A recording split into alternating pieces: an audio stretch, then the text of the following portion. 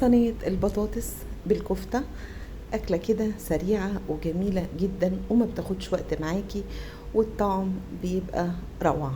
جنبيها شوية رز بشعرية أو شوية رز أبيض، أو لو عايزة تتاكل بعيش كده، هي مش محتاجة أي حاجة.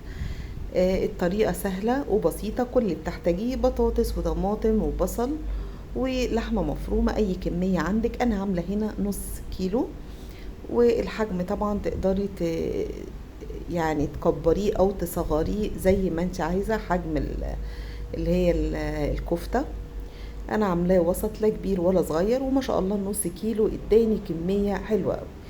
نبدا بسم الله ونشوف الطريقه.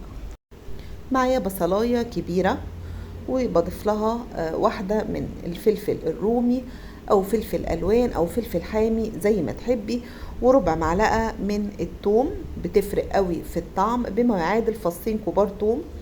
وبخلط المكونات دي في الكبة ناعم، وبعدين بضيفها على اللحمة المفرومة من غير ما اصفي المية ولا اي حاجة، زي ما هي. والبهارات بتاعتي ملح وفلفل وبهارات لحمة ورشة من جوز الطيب ونص معلقة كبيرة من البيكنج باودر، وبعجن الخليط كويس جدا. وبعد كده بشكله على هيئة كرات كده، صغيرة او كبيرة زي ما تفضلي يعني. هي مش بتكش قوي. انا النص كيلو لحمة مفرومة اداني الكمية دي، كمية حلوة ما شاء الله. في طاسة بعد كده على النار، انتي بتسيبي طبعا الكفتة تريح في التلاجة يعني ربع ساعة او نص ساعة، عشان بس تتشمع معاكي. وبعد كده في طاسة سخنة على النار فيها معلقتين زيت او نص معلقة سمنة، وبتسخن المادة الدهنية قوي، بنزل بالكرات الكفتة بتاعتي بالشكل ده، اديها صدمة من تحت، ما بقلبهاش غير لما لونها يتغير من تحت، عشان ما تلزقش معاكي ولا تفك منك. بالشكل ده هي خدت لون اهو، لونها حلو قوي. انا مش بسويها، انا بس بديها صدمة عشان لما احطها مع صينية البطاطس ما تفكش منك. في نفس المادة الدهنية دي اللي طلعت الكفتة منها، بحط معلقتين كبار صلصة جاهزة، وبحط مكعب مرق دجاج، وبحاول كده اخلطه بالصلصة حلو جدا لغاية ما يدوب خالص.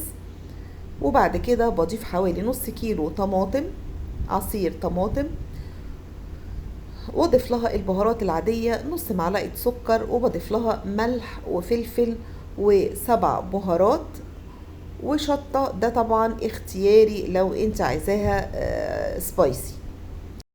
ونسيبها تتسبك على النار شوية، بس يعني ما تتقلش قوي، انا عايزة قوامها يبقى بالشكل ده، متوسطة لا تقيلة ولا خفيفة.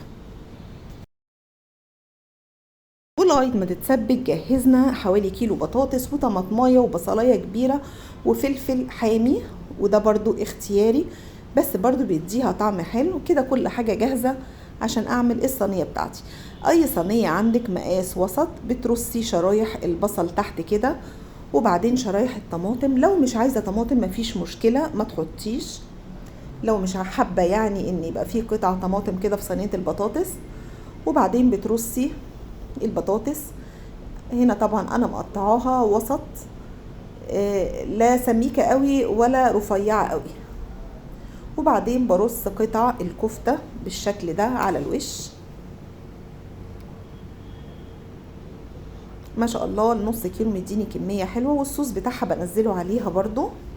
وبعدين بحط الصلصة او التسبيكة اللي انا عملتها، اللي هي عصير الطماطم اللي انا سبكته على النار.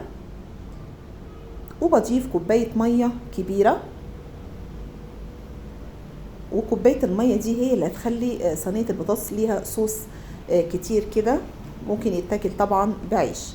وبعد كده بدخلها الفرن في الرف الوسطاني حوالي ساعة تقريبا، وبولع الشواية 5 دقايق تاخد لون. وده شكلها بعد ما خرجت من الفرن.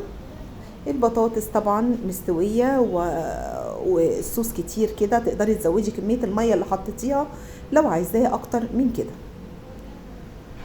طبعا شكلها حلو جدا وطعمها روعة، والكفتة مستوية وخدت لون كده من تحت الشواية. وريحة الكفتة اللي هي اللحمة المفرومة مع البطاطس ريحتها حلوة جدا. يعني تعتبر أكلة مختلفة وسريعة وفي نفس الوقت حلوة، هيحبوها كلهم كبار وصغيرين، مع شوية رز بشعرية بالشكل ده. شايفين البطاطس مش مهرية، بالعكس متماسكة وحلوة جدا، والكفتة كمان ما فكتش معايا، طالعة متماسكة وطعمها وريحتها حلوة جدا جدا. وتوابلها بسيطة قوي، مش حاجات كتيرة ولا فيها حاجة مش مفهومة، توابل عادية جدا. وكده خلصت وصفتنا النهاردة، صينية البطاطس بالكفتة. أتمنى تكون عجبتكم وتجربوها، وأشوفكم إن شاء الله في فيديو جديد من أكلات ووصفات أم الدنيا.